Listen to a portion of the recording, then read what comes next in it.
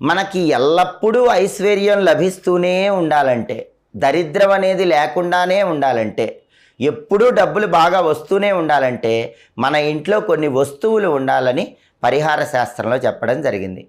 వాటిలో ముఖ్యమైనటువంటి వస్తువులు ఏంటంటే రోలు, రోకలి.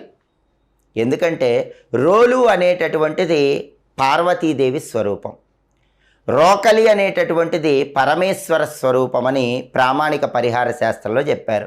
ఏ ఇంట్లో అయితే రోలు, రోకలి ఉంటాయో ఆ ఇంట్లో శివపార్వతుల అనుగ్రహం వల్ల ఎప్పుడు ఐశ్వర్యం ఉంటుంది. అయితే రోలు, రోకలి ఇంట్లో ఉన్న వాళ్ళు విడివిడిగా ఉంచవద్దు. రోలు, రోకలి ఎప్పుడు కలిసే ఉండాలి, శివపార్వతులు ఎప్పుడు కలిసే ఉండాలి. ఒక ఇంట్లో శుభకార్యక్రమం కోసం పసుపు దంచితే రోట్లో అతి తొందరలోనే ఇంకా శుభ కార్యక్రమాలు జరుగుతూ ఉంటాయి. అంతటి శక్తి రోలు, రోకలికి ఉంటుంది. ఆ తర్వాత ఖచ్చితంగా ఇంట్లో ఉండాల్సిన వస్తువు చాట.